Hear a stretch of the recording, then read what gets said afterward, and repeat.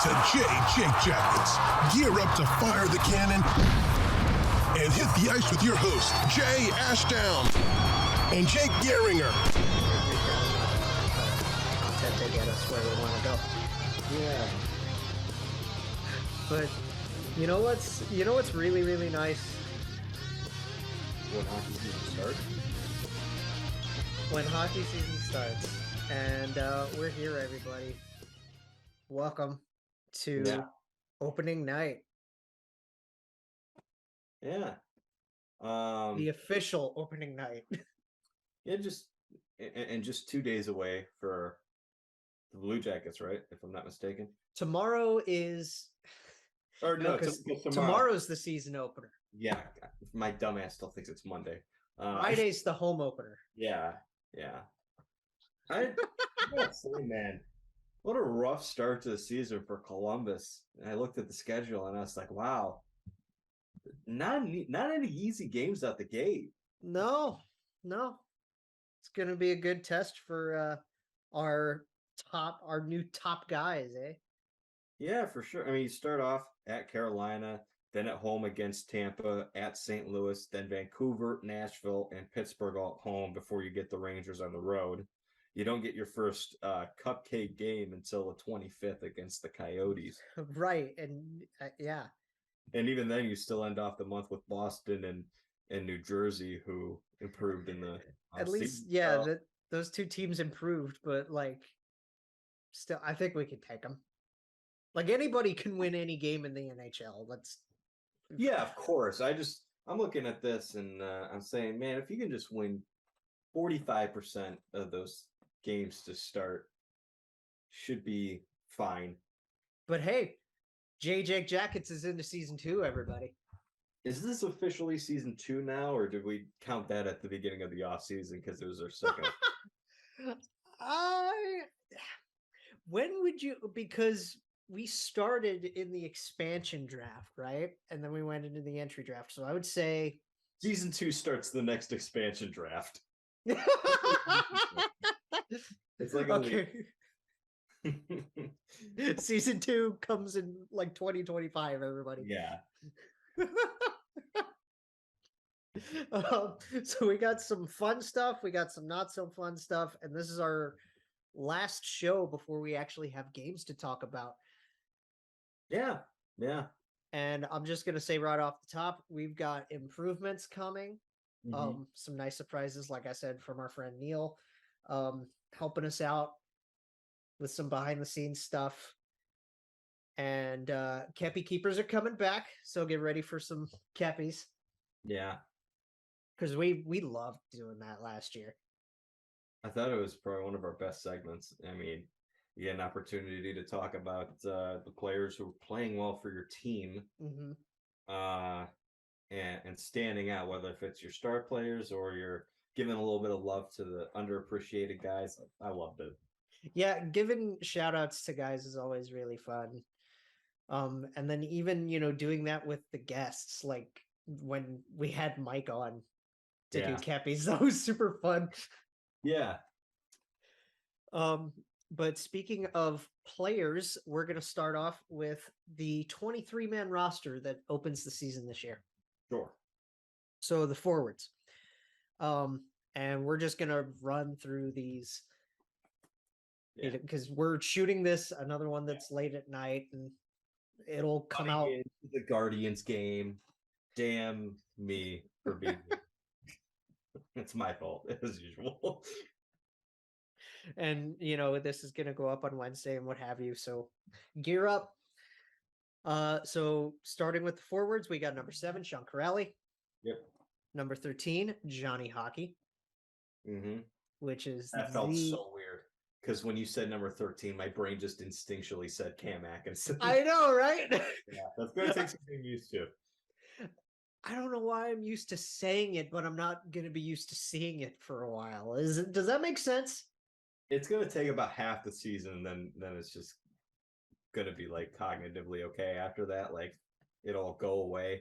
I think after Christmas, when I finally get my jersey, it's going to be okay, now we're here. Right, yeah. Because you have yours, and yet you're still I have mine. They still need the opportunity to wear it at a game, and We need to meet up and do that shit. yeah, for sure. And then we need to like just I don't know, we need to visit Mike together and say hi and Oh yeah, that would be a do big all part that kind of going up to see him and saying hi to him, and hopefully we can get him on in relative short order, maybe a month into the season, just to talk about. for this year and Yeah, just to shoot the shit again. Like that'd be fun. So Johnny's gonna be the draw, of course, this year. yeah, he shot up season ticket numbers just instantly when he signed. So Oh that's yeah, most like the fun next piece day of it was the like season, boom. is just not just watching it, but just the buzz. You're gonna see more people in the building on a nightly basis. Mm-hmm. And our bar's gonna be packed. Mm-hmm. Like you're not gonna get in Right. like you normally would. Anyway, moving on. Number 14, Gus Nyquist, Mm-hmm. which good to see Gus still with us for now. Yeah. Even though we thought he was going to be the cap casualty for Johnny, but And it turned out that you probably would have been trading assets with him. and I still miss Oliver. Yeah. God, I hope he's going to do well in Seattle this year. Number 17, Justin Danforth. Mm-hmm. The surprise for everybody out of camp, and I am so friggin' happy that this kid made it. Number 19, Liam Foudie. A very, very pleasant surprise, as you mentioned, because we weren't really sure what to expect. Mm-hmm. Right. So it's a big sign. I mean, who knows? Perhaps this is the start of maybe him getting an opportunity. We'll have to see how the lineup shakes out for these first couple games, see where he draws in, if he does draw in. But a good sign to start the season that he's with the team. Yes, he is, we've belabored the point so much that he just never has actually gotten his shot to make the roster. And now he has. He looked really good in the preseason, apparently. Like he was playing mostly middle 6 minutes? I'd imagine, because you're not loading up your lineup most nights, so I'd have to imagine that's probably where he was. So, and we know that he's fast. We know he's got a decent shot. Really, really fast, yeah.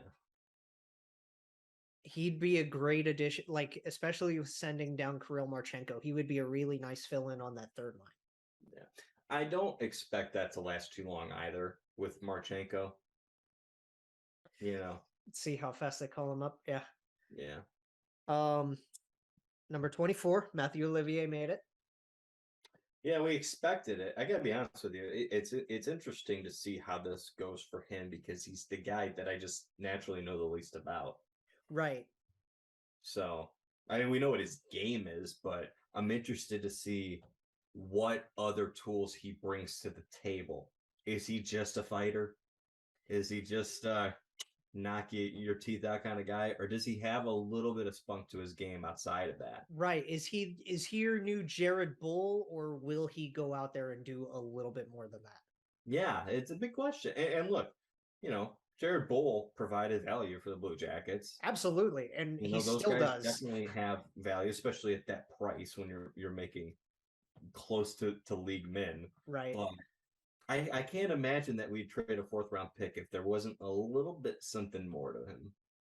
Yeah, I definitely think Yarmo sees that he can do more. Mm-hmm. And how old is he? Because he's 24 or 25. He's somewhere in that range. And he was rendered obsolete with the Predators simply because of Tanner Jeannot. Yes.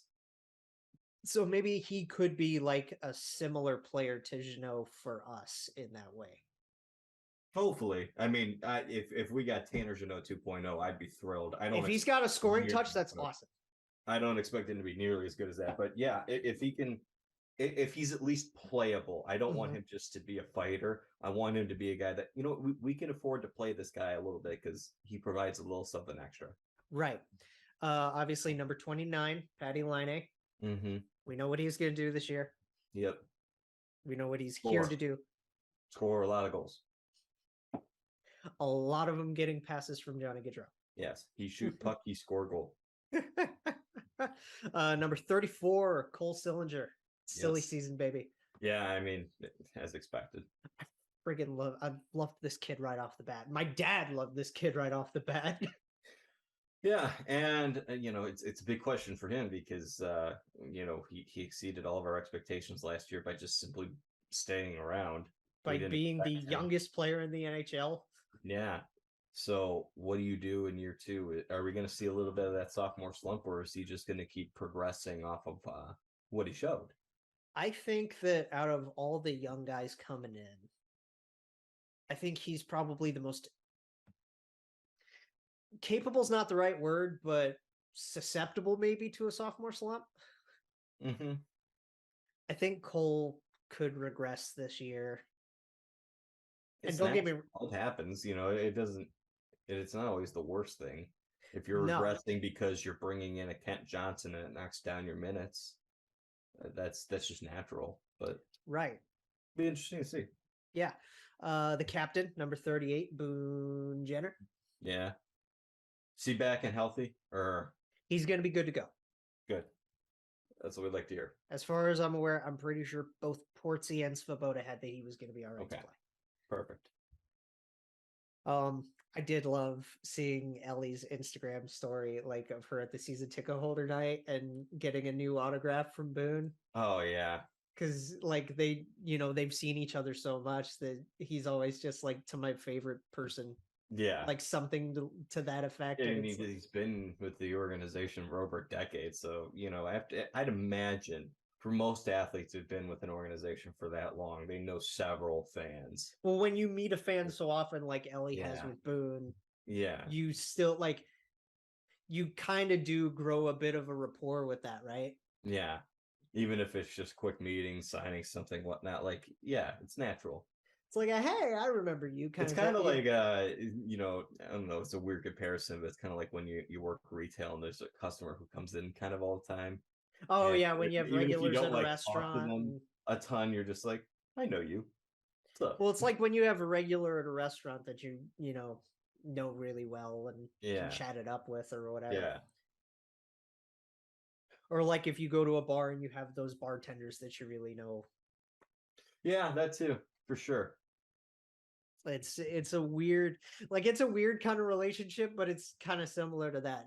Does that make sense? A wholesome relationship. Yeah, For it's very nice. It's like, and I mean, maybe I just miss Ellie. I haven't seen her in ages. Perhaps it. Yeah. I haven't seen her in ages, man. Like, I don't know. I hope I get to see her this year. Just to say hi. Number 50, Eric Robinson, Johnny's best Fast. buddy. Very fast.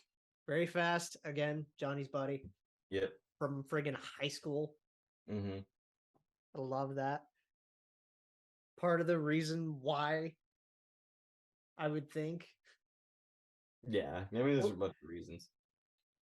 And we talked about did you read Jeff's article this morning? No. It's the best thing Svoboda's ever written. Really? It's so like wholesome and awesome. Yeah, I'll have to check it out after the show. Yeah, you'll definitely have to read it. It's so nice. Number 59, the Jaeger bomb, Yegor Chinnikov. Arguably the best player in the preseason. He led the preseason in goals. That was the league. Like legitimately. He led the preseason in goals with 6. Yeah. I mean, talk about earning your spot. I think he kind of went from a guy who was maybe battling a little bit for his spot to, okay, forget about your spot on the roster. Mm-hmm. How do you not? How do you take him out? How do you? It's not even just taking him out, but I can't put him on the 4th line. No, I struggle to even think about him on the 3rd line. He's got to get a shot on line 2, don't you think? Ooh, Jake with Yegor and Jack. Yeah, that would be a fun second line. I you got to give that a look, right? Because Jake can play the left, right? Or because I know he's more naturally on the right, but right. He can play left if need be. Have we ever tried Yegor on the left? I feel like they have. We could. I mean, he's a young guy. I'm sure you could try it, but that would be, or even if you want to move Jake down the line and try him on line 3. Could put Gus up there with those two.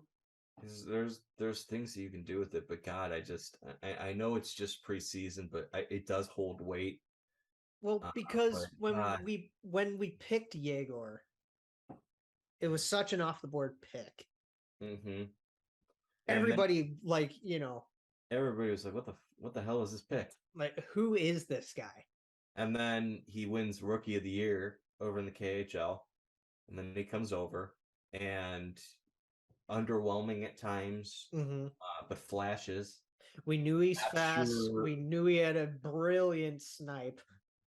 but we weren't really sure what to expect this upcoming year, and now it's like, oh, like We're gonna see a lot of Jaeger bombs this year, I yeah, think. If this kid can explode for 20, yeah, and yeah, yeah. I think 20 is relatively realistic, depending on how much time he gets, how many games he gets into. But I didn't even mean to make that clever, but honestly, if he plays the way he did this preseason, we yeah, need to bring back the hashtag and we need to make it like a thing. I think also just on top of that, not even just regular line minutes, he's got to get at least a look on power play too. Oh, he has to. Get him on one of those units and get him a little bit of power play time, and Get him on a half wall and yeah. yeah, Because I definitely think that would be his spot, right? Be a bumper on the half wall. yeah, and get an opportunity to fire away from that side of the ice. Obviously, you're not going to have him on power play 1 because that's the spot that Gaudreau's got to play when you got line Right. side. But power play 2, put Jack in the middle, get Yegor on that bumper, and you can figure it out from there. Yeah. And I mean, if you put Jake on PP2, like Jake would have options. Yeah. So like that's definitely something for Lars to look at. But I'm so impressed with Jaguar this preseason, and I really hope that translates. Yeah, I hope it does too. I hope that and it might not be immediate, but I hope it carries over a little bit, and not even just in terms of the scoring, but it wasn't even just the goals. It was how he looked away from the puck that Yeah. was significant. It was drastically different from last year. And that's what ultimately needs to continue, especially if he wants to continue scoring goals, because your play away from the puck is often what puts you in position to score goals. Yeah, when you are able to just skate around and create the space for yourself, that's what helps more often than not, right? Yeah, knowing when to apply pressure, knowing what spots to go to. He's a decently big guy too, so like he can move a guy if he needs to. Maybe was he 6'2"? I want to say Probably average height like that, yeah. yeah. He's not a small kid. I don't think. No. Another guy that's not really a small kid that's on Calder watch this year, number 91, Kent Johnson. This kid, we've been raving about this kid for ages and ages. It's interesting to see where that Calder watch kind of goes with him, because the Athletic ranked him 6th in their list. And I think that's realistic simply because we just don't know where he slots in. Is he playing wing? Is he playing center? Is he playing bottom of the lineup? Is he playing top of the lineup? Is he playing more 2-3? There's just so much uncertainty. Like we know what Owen Power is going to do at Buffalo. He's going to be on that second pair behind Dahlin. He's going to get a lot of minutes. They're going to rely on him a lot. Yep. He'll probably get a lot of time on the power play, maybe some time on the PK. We know what Matty Beniers is going to do. We know what Matty Beniers is going to do. He's going to play in the top half of that lineup. He's going to play at center. There's a lot to be excited about there. There's number 1 overall pick Yuri Slafkovsky making the NHL straight out of camp. Yeah, and he's a little bit of a different story because I feel like a lot of people kind of disagree with the decision, but again, it's a scenario where now that he's made the roster, people kind of have an idea of where they're going to play him and what his role is going to be. Right. That's the thing that is making me a little nervous about Kent Johnson, at least for this year. Right. And I mean, you mentioned this in the preview, you mentioned this in the preview series that like I think it was with the Leafs, right? The first 20, 25 games are where you can really experiment with things. Yeah, 100%. You want to be able to experiment with things because that is important, especially for playoff teams. Mm-hmm. Like the Leafs, it's important for them to experiment. With the Blue Jackets, it is important to experiment, but at the Right. same time, you do want to solidify some things for beyond the year. The Maple Leafs are concerned about the playoffs. Right. Everybody knows they're going to make it. The Blue Jackets don't, so they have to prioritize and figure out what is best for them in terms of these experiments. In terms of long term, because Johnny and Patty is going to be the thing. But that's your long-term investment. You are but Boone investing is 4 not years. in terms of that middle Yeah. spot. Yeah, you've invested in him long term as your captain. You haven't really invested in him long term on line one. Right. It's just where he's at right now. But you've invested at least 4 years into Johnny Gaudreau and Patrick Laine. Mm-hmm. That is your line one. That is top flight. Yes. So like this is where it becomes interesting because beyond this year, is it Cole Sillinger? Is it Kent? Is it Kent? Is it someone who isn't with the team yet? Right. Yeah. Could it be Liam? I don't think so. I doubt it'd be at Liam this point because they don't project as a first line center. Well, he's also 4 or 5 years removed from his draft year, and it might be someone you drafted in the second or third round. You never know, but that's the thing that I'm interested to see, at least in the first 2 months of the season, how this plays out and how things change. Do things kind of stay stagnant with this lineup, or does he put it in the torch blender and shuffle, shuffle? Right. I think this year is definitely, last year was go, go, go with Lars. This year, Lars is going to try to improve the defense and throw things at the wall and see what sticks. He's going to do a little bit of both. Yeah. It is important because, we talked about this process. You are taking a little bit of what Torch left, and you're adding your own twist to it. You're going to be, a north-south team offensively. And now over time, it's going to be taking what you did last year offensively and how do we adjust in other phases of the game to be better defensively so we're as balanced as possible. Right. And some of that is affected by lineup turnover. So it's interesting. I'm intrigued by that aspect of it. Well, when you lose an elite two-way guy like Bjorkstrand, yes, I'm still salty. Yeah. And when you have a young guy like Kent Johnson come in who wasn't a part of last year. Right. And he's still brilliant two-way, player. For as young as he is. He's got the upside for that. Yeah, he does. He absolutely does. So, yeah. I'm very interested to see. If he's playing with Gaudreau and Laine, it would be interesting to see how much he cares about defense at that point. But right. That's another question for another Well, because we already talked about how Johnny's like the defensive guy on that line, but still, like Kent can pull his weight there if he's there. Yeah, potentially. Yeah. I'm excited to see what KJ can do, and I'm excited to see where he finishes, like in the overall Calder rankings by the end of the year. Yeah. Because he is the guy in the Calder watch for Columbus. Him and Marchenko. I know Marchenko's not a part of this roster, but if he gets up, and I think he'll get up sooner rather than later. I think I heard that our buddy Bucket Hat Kyle has Marchenko finishing higher than KJ in the Calder race. I wouldn't be surprised. I really wouldn't be. And I think I can't remember if it was Kyle or somebody else, but it was like I remember Kyle talking about it. I think it's because there's more of a natural fit for Marchenko on the wing in this lineup. Right. And than there is for KJ at any one specific position at this point. So I think that's the difference between the two. And then there's a little bit more of a maturity in Marchenko's game, but again, that's to be expected. He's older. Yeah, Marchenko's what, 20? I think he's 22.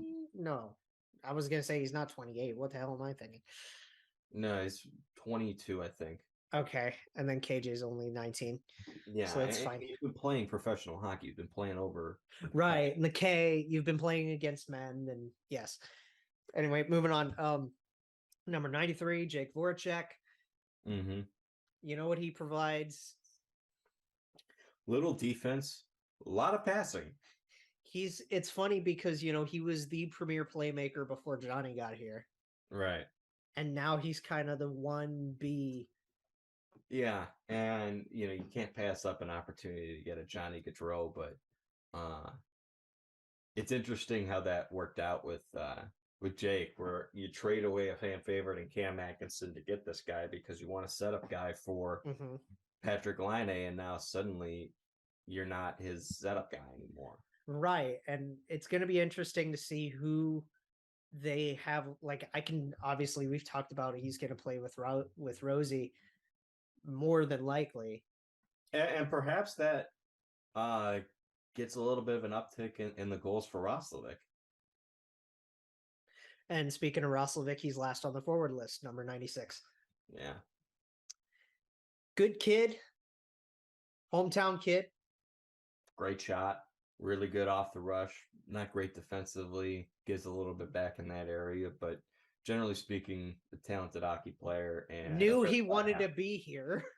Yeah. Like, I mean, just, can we revisit that trade? How many times are we going to revisit this trade throughout this show? Like, throughout the show's run? Laine and Roslovic for Dupuis a third.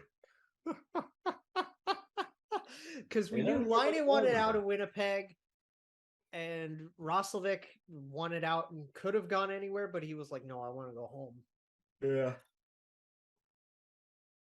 That worked out well. It's nice that he just said he wanted to go home. Yeah. He wanted to stay home. This is a big year. I know it's not a contract year, but I think it's a big identity year for Roslovic to see what his role is. Yes. And I think it's, and we talked about Boone Jenner is your number one center, and he fills his role well, considering the talents he's had around him. Played well with Voracek and Laine last year. And now we'll see what he does with Johnny. Yeah, did the things offensively you wanted to see. What I want to see from Roslovic, I'm not looking for X amount of goals, X amount of assists, X amount of points. Right. I want to see him push for that number one center spot. Ooh, yes. Yes, actually, that's a good point. Because if you can get him on that top line, and if he can earn his minutes there, I think that makes you a better team. Because Jenner works well with Voracek.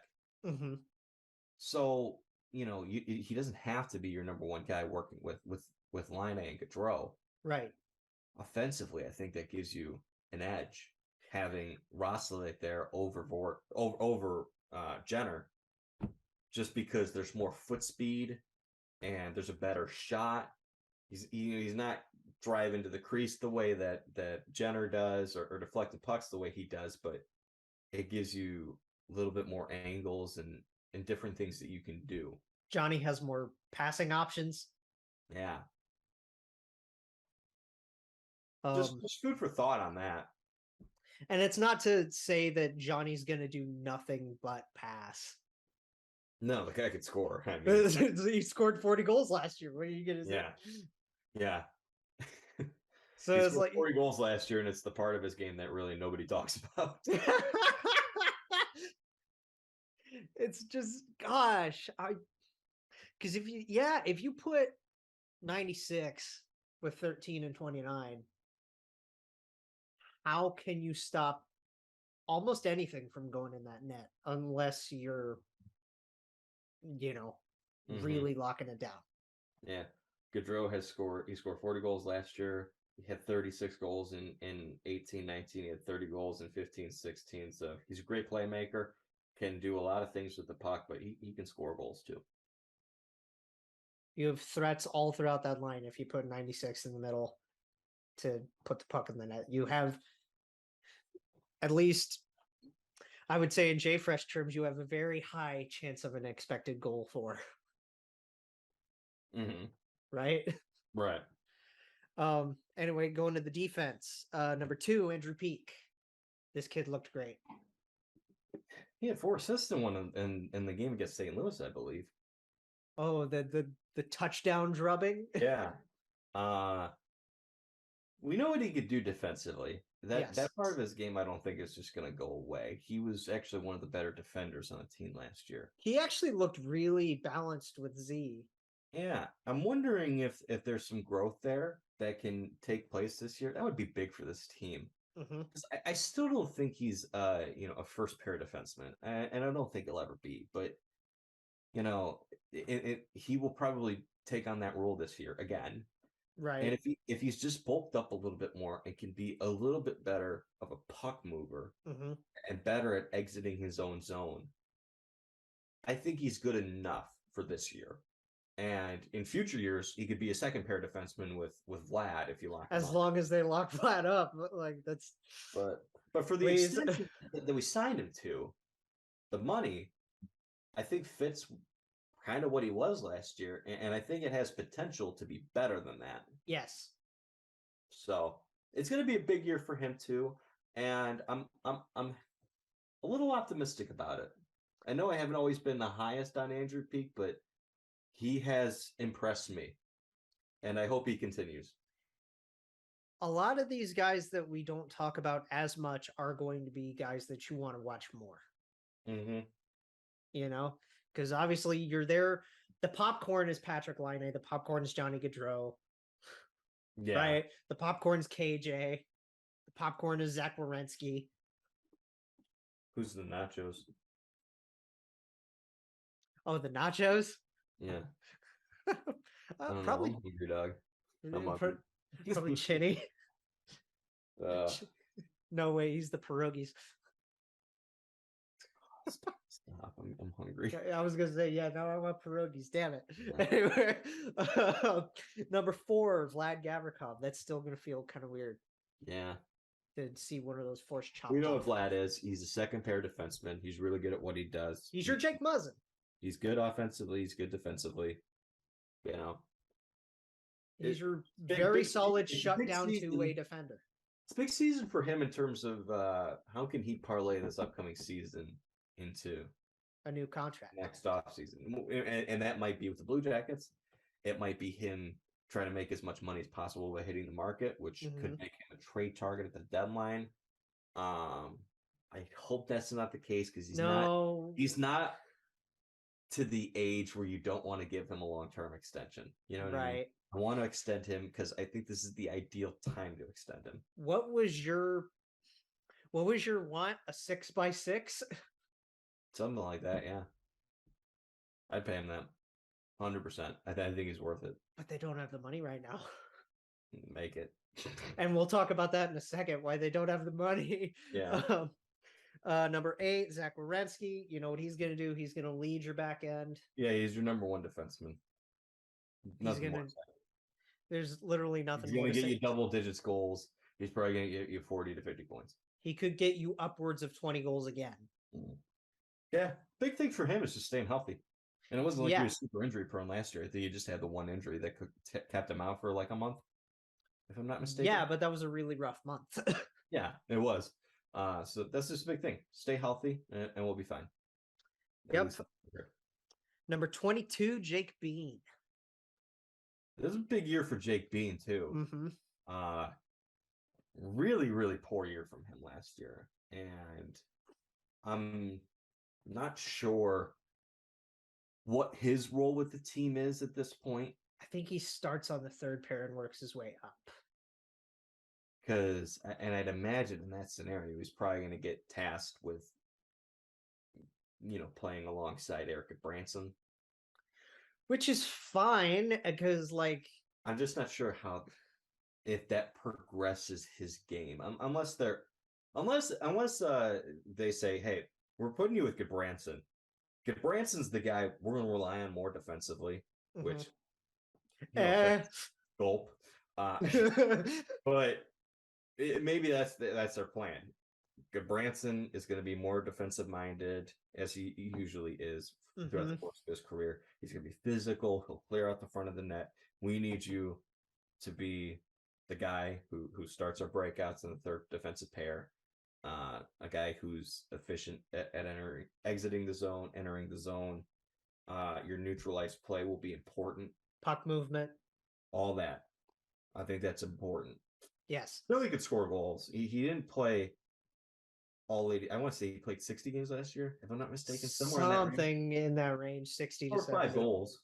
He showed a little bit of a scoring touch in there. We know that that's there. Yes. I want to see less of his input and output in the offensive zone and more of it, at least in the neutral zone. Yes. I want to see a defensive output more from Jake. Yeah, a little bit of an improvement. He's never going to be great defensively. That's not his game. It's never been his game, but at least a slight improvement off of whatever the hell last year was. Right, exactly. Number 27, Adam Boqvist. Yeah, and this is another guy who was great last year offensively. He had some really fun goals, like jumping up in the rush last year. Yeah, good foot speed. Good at carrying the puck. Good at breakouts. Great in the offensive zone. Good passer. I want to see him continue to bulk up a little bit. Yes. And improve a little bit defensively. He's another guy that's going to learn from Eric and hopefully Vlad. I think that's another point of bringing in Branson is these two guys specifically, being Boqvist, bulk up a little bit. Yep. And he's going to at least help with clearing the front of the net. Yes, being the physical presence that these guys need to learn from. Speaking of number 44. Yeah, Eric Branson. He was the first contract that they signed this offseason that drove everybody wild. Yeah, just the turn of events, right, that day. That first day of free agency was so weird for us. We went from being depressed to being like, oh, we got Johnny Gaudreau. We're really happy now. We went from being like, what the hell are you doing, to what the hell are you doing? Yeah. It was just the weirdest, like, because we talked about our reactions to Johnny and how you called me in the middle of work. Yeah. And how you misspelled God. Yeah. But we never actually talked about our reactions to Goody. Right? Which, I don't know. My reaction to Goody, was, okay. And then I saw the contract and I was like, oh. Yeah, I was fine with us getting him. And then I saw the contract and I was like, I am not fine with this. But because at the time we were more concerned about Patrick. Yeah. Yeah. And then we got a little more concerned about Patrick when Johnny took all the money. Right. But then they made it work and here we are. Yeah. And then rounding out the defense is 77, Nick Blankenberg. Guy we've been high on for a while.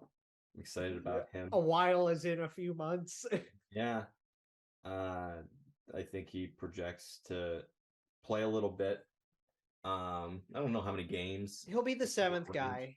He'll be, yeah. But I like the potential there for an undrafted kid who's really worked his way up and has really shown so much improvement the last 2 years. And there's some offensive bite to his game that I like. The way that he ended the year last year was actually really fun. Mm-hmm. He showed a glimpse of what he can do offensively. Yeah. And just seeing him at practices and morning skates, like in the pictures, and just seeing that smile that he brings. Yeah. He's going to bring a lot to that locker room, I think. He is. It's important. Especially from a young guy who isn't really going to be a leader on this team because of how young he is, but he has leadership skill. He captained Michigan. Captain of Michigan, yeah. So he's someone that I don't know what to expect from because I don't know the role, Right. but there's excitement there Yeah. because I like him. And I think I just love the genuine, like, I like him. I like him. I'm excited about him. I'm very excited to see Because what I Blanks think can do there's this year. something more there. Well, they signed him to what was it, a 2-year deal? Believe so. Because him and Bemstrom both got 2 years, I believe. Yeah. So it's good that they got the extra year out of it. I want to say like 2 years, 875 per year. Yeah, small. I think it was like 825. Maybe somewhere in that. Somewhere in that. It was really cheap. Yeah. But he's an option, and he's going to be a good one. I think he's going to be another one that like takes the year to learn from Vlad and Goodbranson. Whether that's mostly on the bench, whether that's when he's in the lineup. Watch it from the press box. You never know. But never know. And then the goalies, we're starting with number 40, Daniil Tarasov, because Corpy's starting on IR this year. Yeah. I don't know how long Corpy's going to be out. I don't either. I think there's an opportunity here to at least give him a start or two. That's a tough break to start in your make or break year in the NHL for Korpisalo, though. It is. It really is. But the good news is you're going to come back, and you know that you're going to have that spot. Yes. Even if you give 3 or 4 starts to Tarasov and he plays well, you're still going to have that spot. I hope he plays well. He deserved a win last year. Yeah, they robbed him of a win. I think he'll play a game or two. And then obviously number 90, Elvis Merzlikins, is your starter. Yeah. He's shown that he can be a very good caliber. Like, he has shown flashes of good play from a goaltender, making consecutive starts, putting up good numbers. We saw it his rookie year. We saw it his second year in the league, despite the fact that they were one of the worst teams.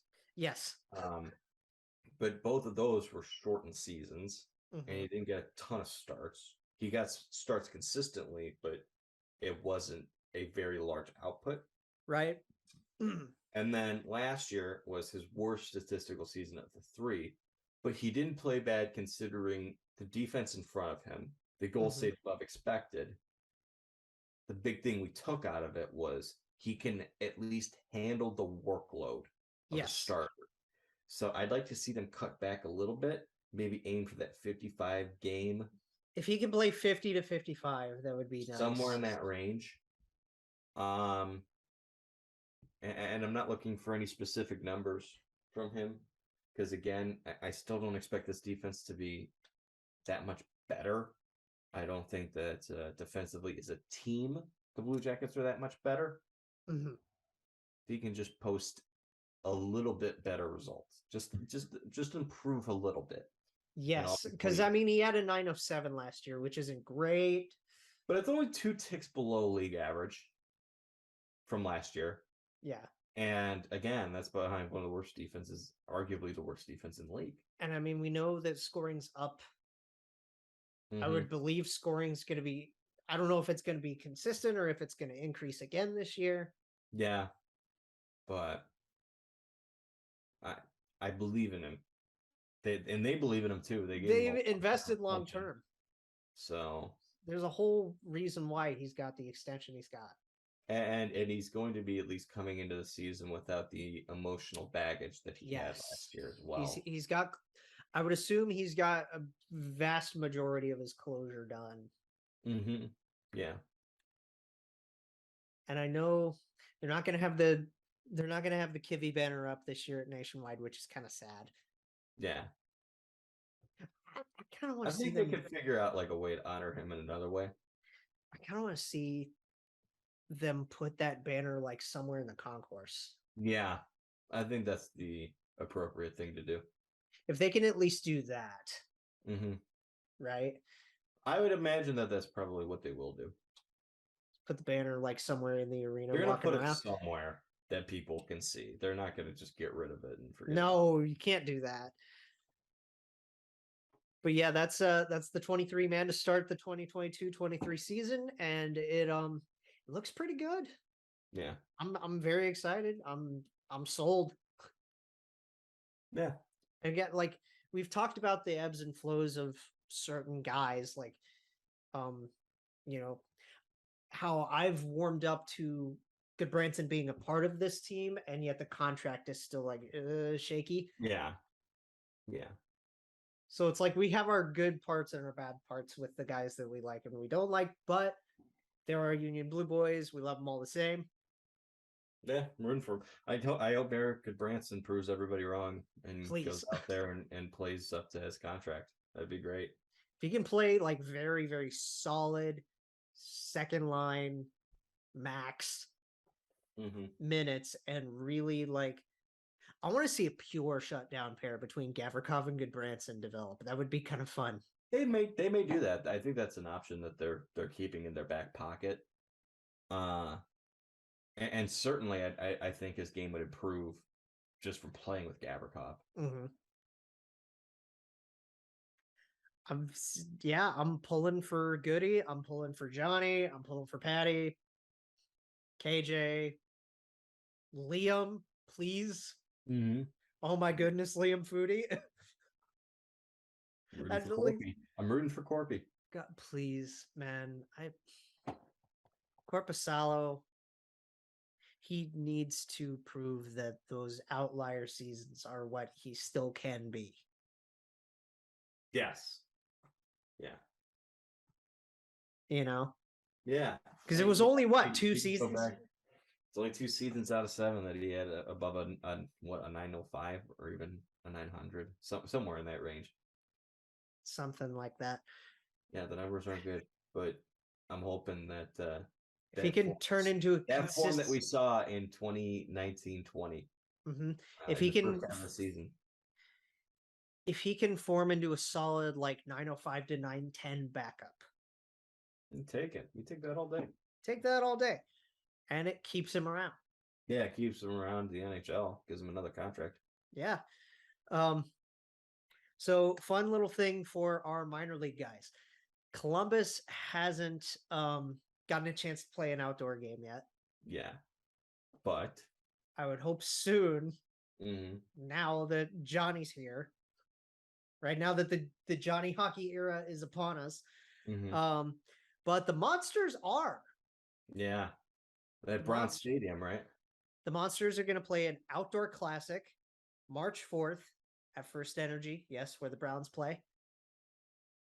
And that's going to be against the Wilkes-Barre Scranton Penguins. So nice. it's a nice like minors rivalry. Yeah. It's like it's a weird like because they Columbus don't have a rivalry, but our NHL teams do. So. Yeah, it's like kind of weird, right? I think the thought process is you get a draw from geography from both just from both NHL markets. The NHL markets, you get people who are Jackets fans going up to Cleveland to watch. Anybody who's already in Cleveland who cares about the Monsters watch, but maybe some people from Pittsburgh or Penguins fans go to see the minor league team. I'm a little surprised that they didn't do it against the Grand Rapids Griffins for that reason. That would have been fun to see. Would have been Griffins. A little closer, probably get more people from that, but I'm not gonna complain about them playing the Baby Penguins. No, I mean I don't know too much about the Baby Penguins roster. It's not great. They don't have a lot of prospects. So well, no, why would they? Why would they? They have punted on a lot of prospects because they keep getting older. Winning. But yeah. Well, the big Penguins keep winning too, so it's like, why would you need that? Yeah. I don't know, but it's nice that the minor league team is gonna be playing outdoors. And maybe that's foreshadowing for things to come for us. Who knows? If the regular roster for the Penguins is exactly as what we think it will be, then maybe we could go to that game and see Ty Smith on the Baby Penguins. Sure shit ain't with the regular roster. I definitely I want to see this. I know that's galaxy braining, but I want to see this be foreshadowing for Columbus at the Shoe or something. Yeah. I don't know if that has any impact on it, but like I said, we complain a lot about the NHL and Gary Bettman, but I think it is very much dependent on Ohio State and their willingness to actually let that happen. Right. So hopefully someday those stars align. Yeah, I would hope so. So this offseason, at least, was one for the ages in terms of free agency. Was one for the ages in terms of trades. We had a minor trade break just the other day. It's kind of whatever. It's it's Blackhawks and Canucks. Oh yeah, Jason Dickinson and Riley Stillman is kind of It's like, wow, that's a trade. That is a trade. The only thing that I saw that was significant there, I was like, oh, second round pick. No, right. Second round pick going to Chicago. It's like, all right. But the big thing about this year with so many teams in particular was cap compliance.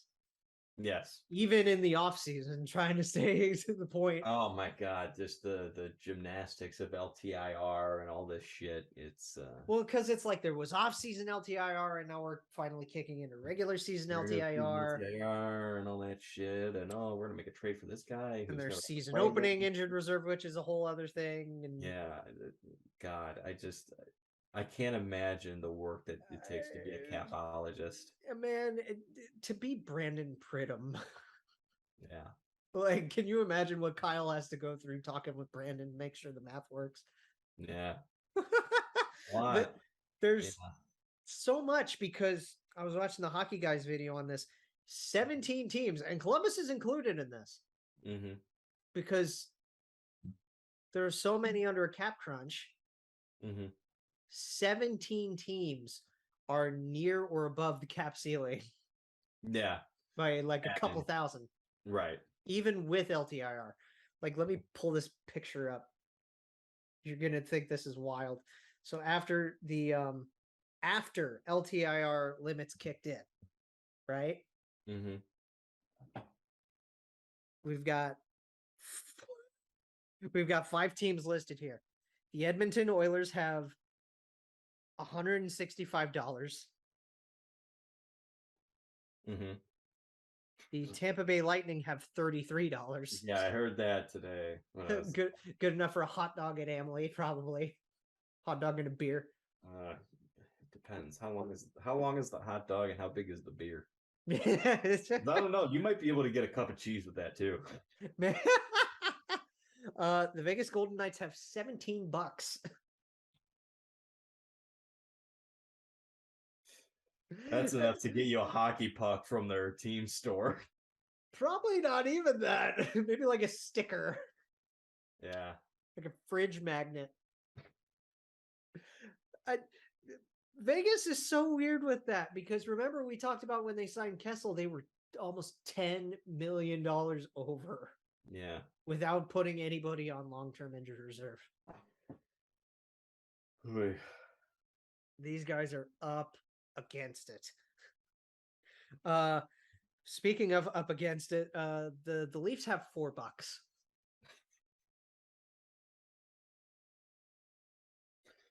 And that was with sending Nick Robertson down and all these other crazy shenanigans, all these paper moves. God, $4. That's barely enough to get me a sandwich at the Circle K over here. God, that gets you like a large soda at a gas station. Yeah, exactly. Gets you like a large 32-ounce beer at a gas station. Wow.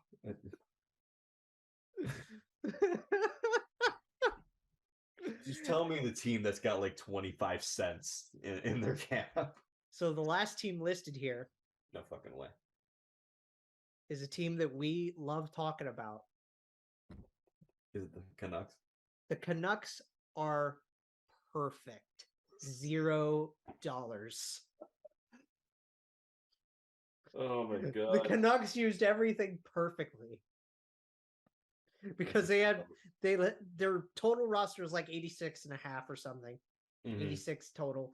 And then they put one guy I can't remember who exactly it was. They put one guy on injured reserve whose cap hits 3.5. So they are at a perfect 82.5 to start the year. Holy shit.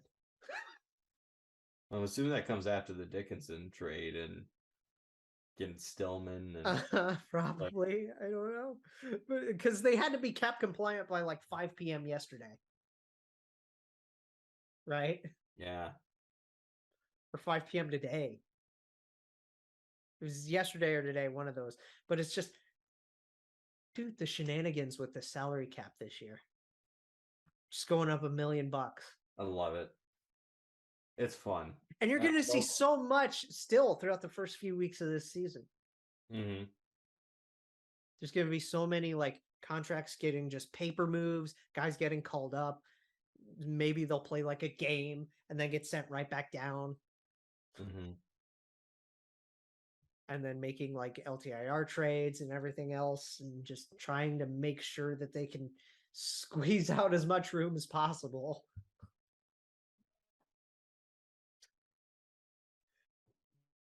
It's the salary cap is such a weird thing.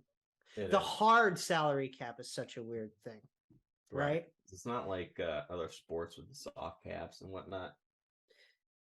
Because we've heard, like Alan and Adam talk about this on Agent Provocateur and things, where it's like, what if it was more like a luxury tax system, right?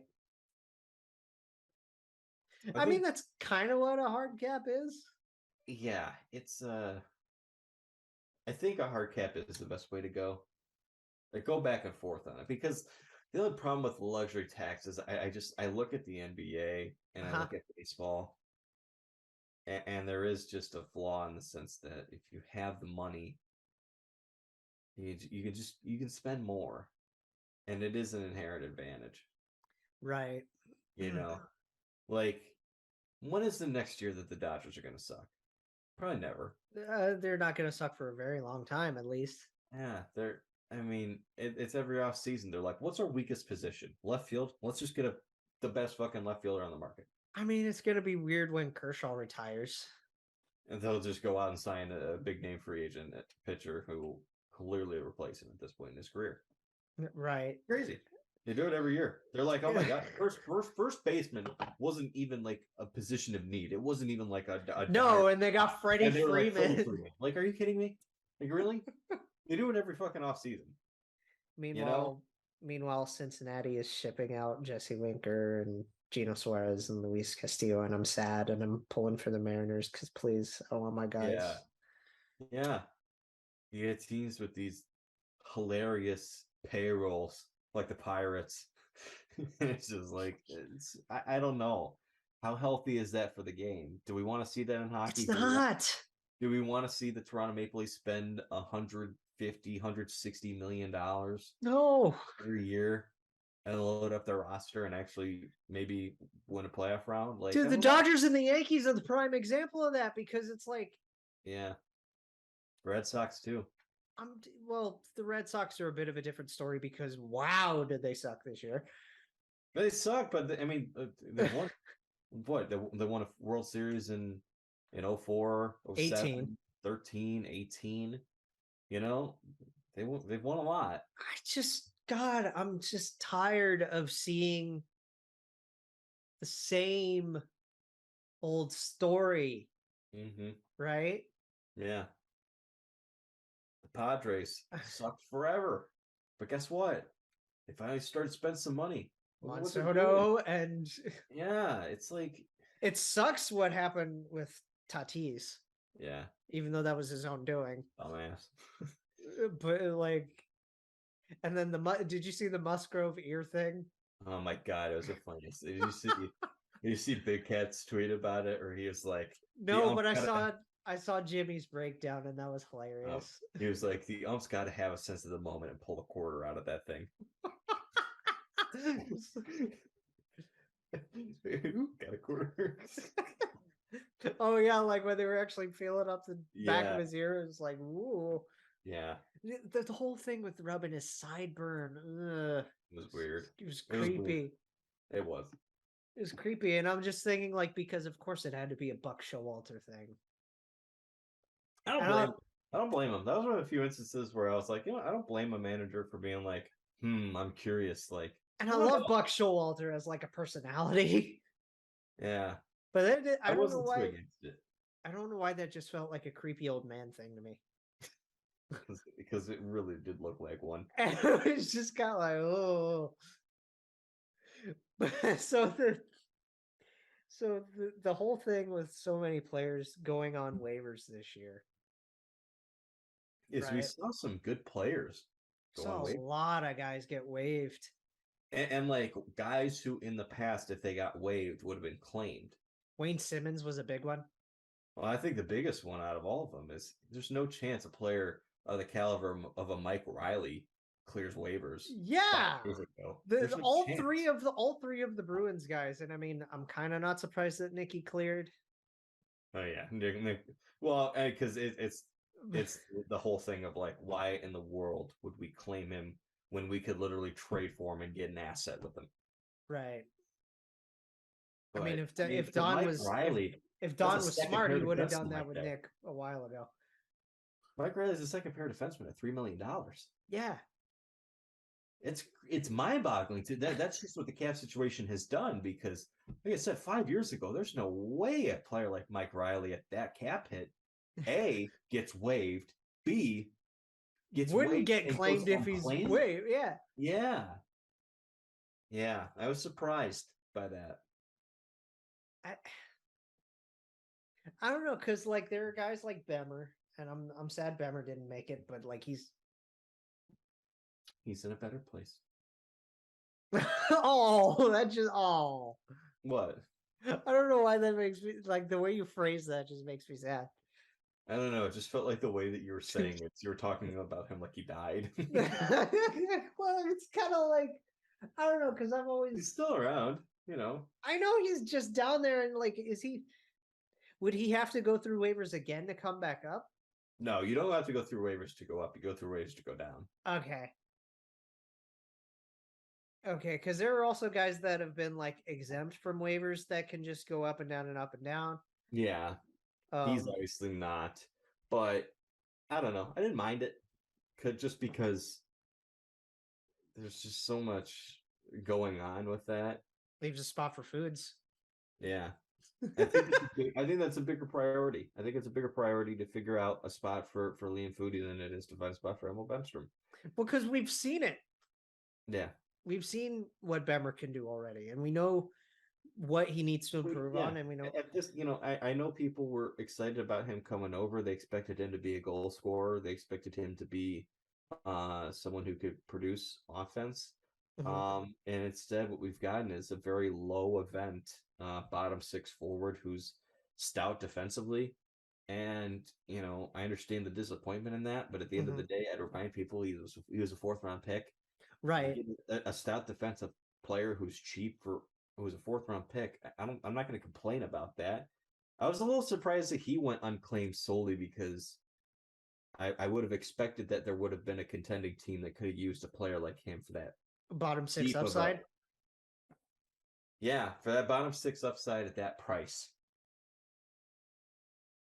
It could have helped even like guys that are or teams that are on the fringe, like a Detroit. Yeah. You know, like absolutely. There's teams that I think Emil Bemstrom could be on and play on and help. And I'm happy he's a Blue Jacket still. Don't get me wrong. I'm not going to complain about the fact that he's still a Blue Jacket because he's still under contract with us. He still has an opportunity with us. It's not an experiment that's over. Right. So we'll see. Maybe some extra time in the American Hockey League will help him improve his offensive game. If not, it's not the end of the world. And then there are guys that made rosters like kind of that, like, the really, really young guys that were like, oh, this is kind of fun. Like there was that one kid for the Habs that I was telling you about that you were like, who? Arbor Zakaj. Yeah. He's a defenseman, right? I believe so. Yeah. He was this guy that was just going around and destroying players, like going out there with intent to injure in the preseason, which is kind of. I saw I I've saw a photo of their projected defense. mhm. Good Yeah, lord! yikes. Oh It's my god, that might be one of the worst defenses I think I've ever seen on paper in my life. I mean, damn. Good luck, David. I tell you, man, we are, and I said it before. I'm going to reiterate it. We are going to see some shocking tanking this season for Connor Bedard. And I think that's just the beginning of it for Montreal. Well, it's weird because like with Connor Bedard, and Matvei Michkov, like this is I've never seen generational tags so close together in draft class years. Because the last one was Connor and Jack. Yeah. And now we get these two. Yeah. And that's only what? 5 years apart, 6 years apart. Well, that was 2015. So the So this would be 8 years. 8, okay. And that would have been, I mean, the last time we would have had that for a draft probably would have been 04, 05, maybe. Right, but those, yeah, I mean, 04 was Ovechkin and Malkin. 05 was I'd say 08. 08's up there because you had Stammer and Doughty and yeah. 09 maybe because there was JT and Hedman. Yeah. And Duchesne. And Dutchy. Sure. Well, it's like I feel like 09 is very similar to the top 3 in 2015 in that you have these elite guys that go 1 and 2. Mm-hmm. And then just tiniest bit of a slip up that blew up in your face with Dutchy and Dylan Strome. I don't think those two are comparable. And I mean, but it's at the same, like, do you kind of get what I'm trying to say with that? Duchesne was a success in Colorado. He was a good player.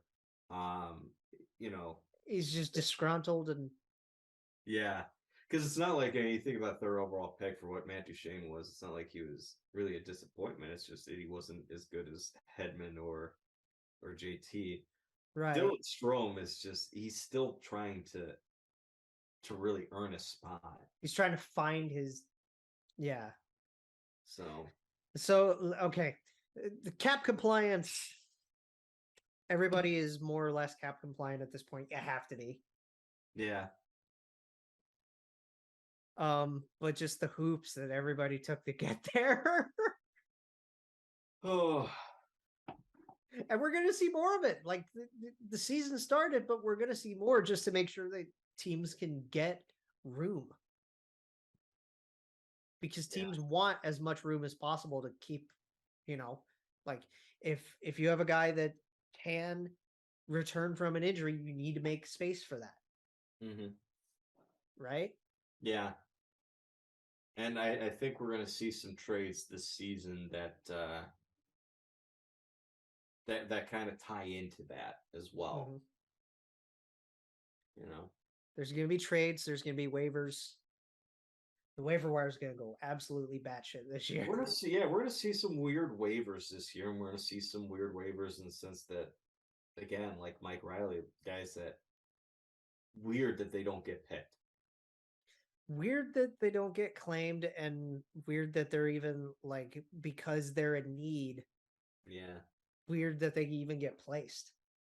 Right. Right? Because like the Bruins need a guy like Mike Riley. Desperately they need him. It's just so weird. So taking the right turn, and you know, because we've kind of rambled on about this, we're gonna talk about the tough story now. And this is more or less under, like, I don't want to talk about Hockey Canada because there was a lot of huge Hockey Canada stuff that came out over the last few days. Yeah, that's another story for another day because there's so much to unpack. Yes, and we're going to probably do what we did with the Blackhawks scandal and devote a whole episode to Hockey Canada. Yeah. at some point this year when we've got time. Yes. But again, there were huge developments in the Hockey Canada thing. But this came out under the guise of that. You know how we mentioned Ian Cole in the Tampa preview? Yes, and strange off season earlier for him. About that. Yeah, with the whole thing with the Canes reporter. With Sarah Sivian, that's right. No, it wasn't her. Was it not Sarah Sivian? It was somebody else? No, it was, I might have to ask Tim about that then. It was Allie Labor or something like that. I can't remember her name. I'll ask Tim, maybe. Unless you're already looking it up. But so apparently... Yeah, Abby Labor. Abby Labor? Okay. Yeah. Right, she was engaged, wasn't she? Yes. And then they had a whole fling. Yeah. And so apparently, okay, so basically the gist of it and what I took from the hockey guy's view of this and explanation of this is he is, how do I put this lightly? Maybe a bit of a womanizer. I don't even know if that's the I don't think that's an appropriate term for this. It appeared that he was prior to this. Now, and we have to acknowledge at this point in time. Content warning for this. Yeah, content warning to start. Acknowledge that they are allegations at this present point in time. If these allegations are true, he's a groomer. He's a groomer. He's a predator. Yeah. So, it all started with this woman coming forward on Twitter under an anonymous account. Yes, like a burner. Yeah. I'd like to remind people who are listening that doesn't and shouldn't take any credibility away from the allegations. Right, and that shouldn't mean trace this person back. That's not for you to do. No. That's not for you to try to dox this person. Yeah. The whole point is to try and to keep your identity secret. Keep release the information. Release the information. I'm going to give credit to the Tampa Bay Lightning here because I can't imagine, and so far it hasn't come out that they knew anything about Ian Cole. I could see a scenario just because it's hockey where, they knew it and they signed him anyway. But so far it seems like that's not the case, which is a good thing. And they've acted very quickly on this. So under this, I'd like to give them credit for that. There's a league and a team investigation right now. He's been suspended. He's been suspended with pay. Right. Which, that's its own thing. Like I've never gotten suspension with versus without pay. I don't know how to analyze that aspect of it. I think the reason that they do it with pay is because if it comes out that they can't find these to be true, that they don't have enough evidence, or if it's just flat out wrong, then then he comes back. I don't know how that works. I'm not 100% sure about that. My assumption would have been like if I were running them, it would be suspension without pay, and if you're clear, then I'll give you the money. Right, I will pay you back. Yeah, I don't know. I don't know how that works. Probably, I'm sure there's something legal about it. Yeah. I'd have to imagine that's the reason, but I can't myself define it at this present moment in time because this is very different. We've seen the thing with Kyle Beach, and we got this thing going on with Hockey Canada, but we haven't had really any player get through, pushed out like this, right, and presented in this light. This is the first time we've really ever dealt with this, right? With an active player? With an active player. Because we've seen, like, in the past, like, active players have to deal with, there's drug abuse, domestic violence. There's been domestic violence, yes. Slava Voinov is paramount in that example. We've had the things with Evander Kane, but I can't remember a hockey player, at least as long as I've followed the game, have this. Like a sexual assault grooming kind of thing? Yeah. Yeah. It's very new. At least for this league. And it's slimy. It's incredibly slimy. Ugh. It's I read the whole thing, and I'm not gonna bring out all the stuff from it just because, again, put a content warning on it. Graphic. It's not the important. What's important here is I want to remind people again that it is important. I know he wasn't here for believe- long, but it does give me a bad taste in my mouth that he was a part of this team. He wasn't for a here little very bit. long, so I don't really remember it. So I don't really care. But then again, we don't know don't when this remember took it. place. Yeah, I just I want people to remember how important it is to support survivors in this. Yes, believe survivors. That is paramount in this. It is because it's incredibly tough thing to go through. I've never experienced it. I have Statistically, I probably won't. personally, I have people in my life that are cynical about this kind of thing. Mm-hmm. And I'm just like, I'm not going to name names, but people that, go out and just say, oh, they're just doing this so they can get money from this person. Yeah. I can't imagine having that mindset, especially like knowing people in my life who have dealt with this.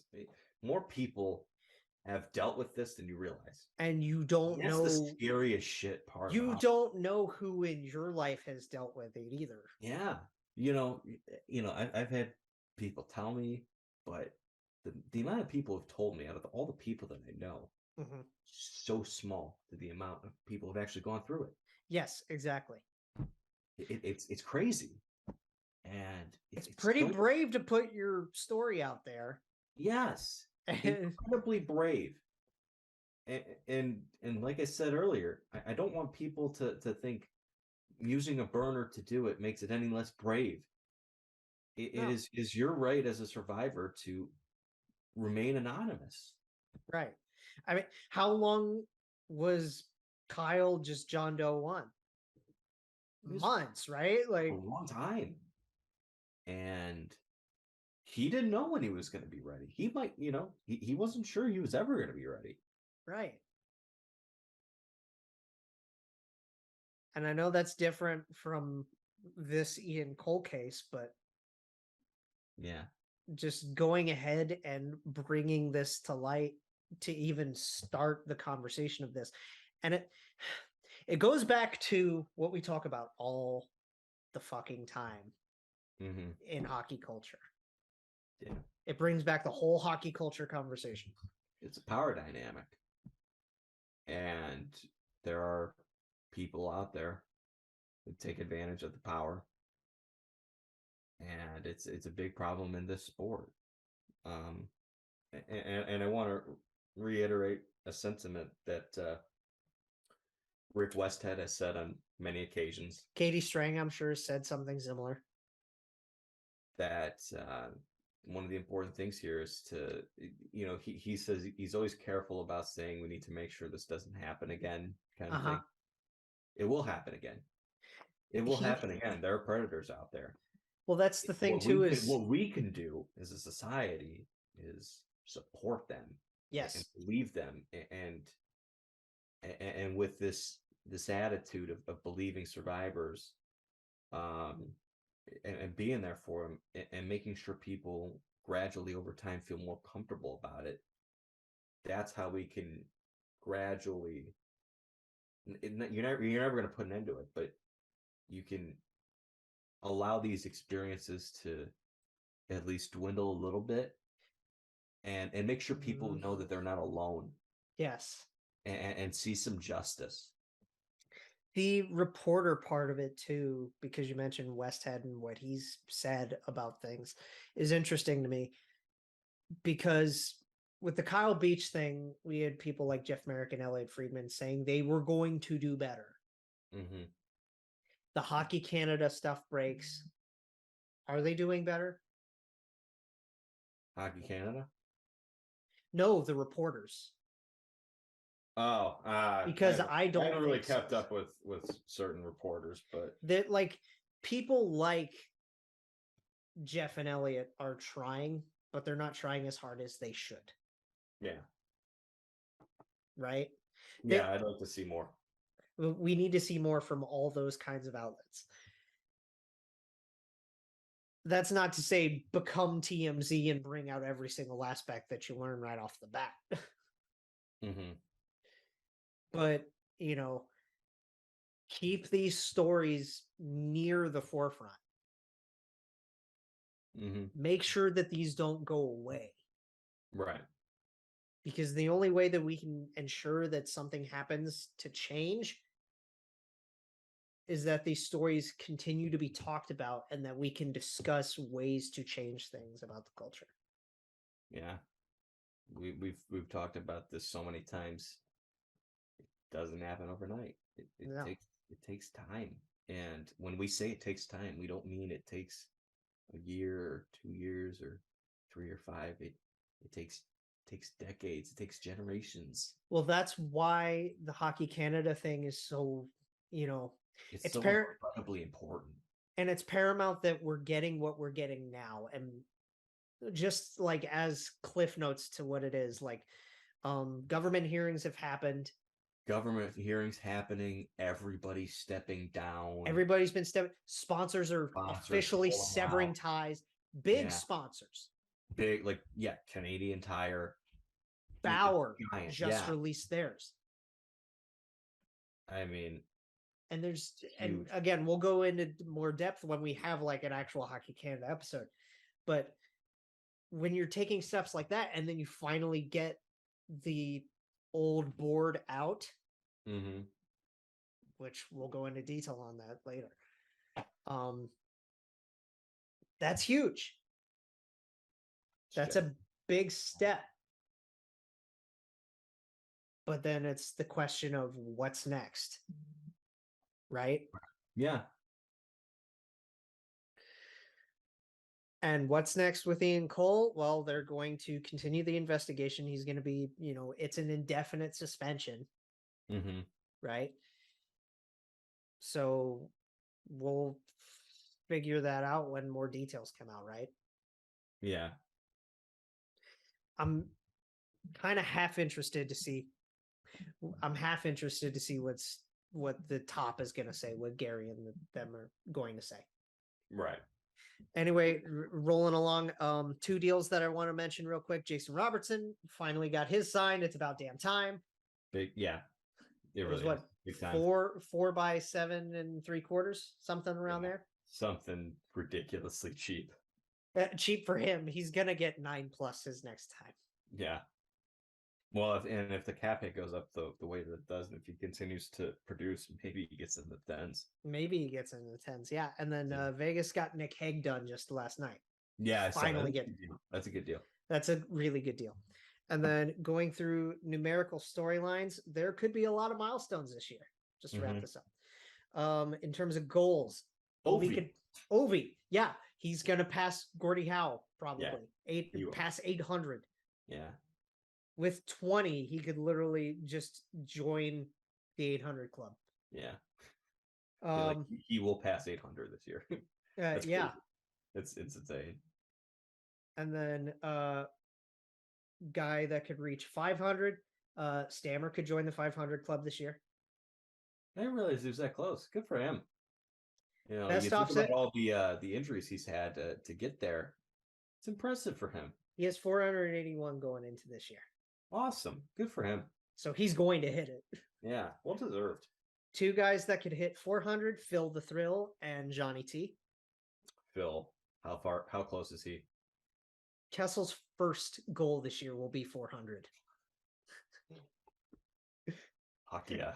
And then 400 is going to come as a night. I don't know why that makes me laugh. And then JT needs 9. Okay, so he will get it. Points. Ovi and Crosby can both reach 1,500. Ovi's at 1410, and Sid is at friggin' 1409. Damn. They are neck and neck. They've been tied at the hip since the beginning. Yeah. and they will continue to be. How special is that? That's amazing. It's so good. 5 players within 77 points of 1,000. Okay. Bergeron's the closest with 18. Mm-hmm. Stammer needs 28. Okay, so those two will do it. Kessel needs 44. Joe Pavelski needs 76. Okay, so those two might need another year, but And then Claude Giroux needs 77. yeah, those three will probably need another year, but they'll do it. They'll get there. I would hope they get there. Games played. 13 players within 78 of 1,000. The closest is a guy that you're going to be surprised by. Alex Goligoski needs 4 more games. I'm not surprised by that. I'm more surprised that he's not there. Yeah, that's fair. Josh Bailey needs 7. That's surprising. That is surprising right there. That's the surprising one. Gino Malkin needs 19. Crazy that he hasn't gotten there yet. I know, and it's weird. Well, I mean, his injuries, but still, it's like he's that close. I thought he'd be further with his injuries, honestly. I thought he'd have already gotten it. Tavares needs 51. Okay. Ryan O'Reilly needs 62. And Steven Stamkos, 78. How amazing would it be for Stamkos to get all those accomplishments when you think back to some of the injuries he's had and the question marks of get it all this year? Yeah. I think back to when he broke his leg and he had some injuries and he was in and out of the lineup with these injuries and before he signed his big deal remaining in Tampa, people being like, should you give him the big money? Is he going to stay healthy? And man, what a decision to stay in Tampa for his entire career. I know, I love it. Just an awesome guy, great captain, great player, 2-time Cup champ. What more can you say about him? He's outstanding. He's awesome. Talk about getting your money's worth for a first overall pick. Oh, yeah. 4 more very quickly. Consecutive games played. Kessel's going to reach 990 and hopefully a freaking 1,000. Yes. Yes. He's at 982 right now. So if he plays just the first 7, he's going to tie Keith already. I think he'll get it. I think he hasn't missed a game since 09-10. Jesus fuck. Was he a Leaf that year or was he a Bruin that year? I don't remember. I wouldn't know. But anyway, goalie wins. Marc-Andre Fleury. If he wins 32 games this year, he'll move into second on the wins list with his 552nd. I think he can do that. He'll pass he's Patrick got a 2-year Waugh. deal, so he will do it. He will pass Patrick Waugh, Jay. Something to be said about his durability and how long he's been in the league and how good he's been. Oh, and he's also 61 games from 1,000 as well. So give him a cup. He's got a 2-year deal in Minnesota, right? Yes, so he will get there. He will get there for both of them. That's awesome. And then, I mean, I doubt anybody catches Marty.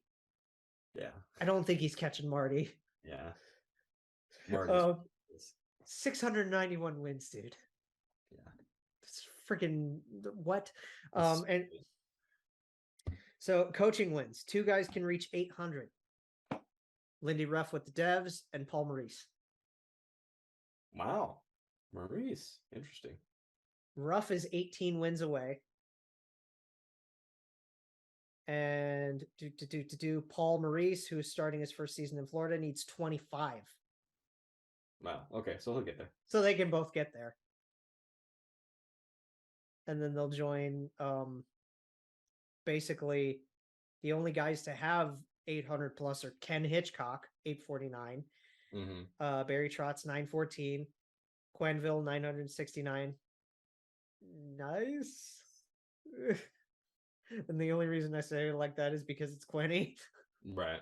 And then Scotty Bowman, who's never getting touched at 1,244. And then the biggest number on here, General Manager Games. You know who this guy is. Mm-hmm. David Poyle, the GM of the Nashville Predators since the beginning. Poyle already tops with 2,993 games. And he's tops in wins with 1,491. Good Lord. Oh my goodness. Wait. This guy's been a GM since 1982. Jesus. He was Capitals GM from 82 to 97. I actually didn't know that. This guy's... What a career. What a career. What crazy numbers to talk about to end this. Mm-hmm. You're in a tizzy. Yeah. Because your laptop's about to die. But hey, next time you hear from us, we'll have Kepi Keepers back. We'll have games to talk about. Yeah, let's fire that cannon up, everybody. Let's go. Let's friggin' go. We'll see you in a week. No show Saturday. Jake Jackets, a podcast for fifth liners and all puckheads around. Follow the guys on Twitter at Snake Gehringer, GARRINGER, and at by J Ashdown. And subscribe on YouTube or wherever you listen. March on.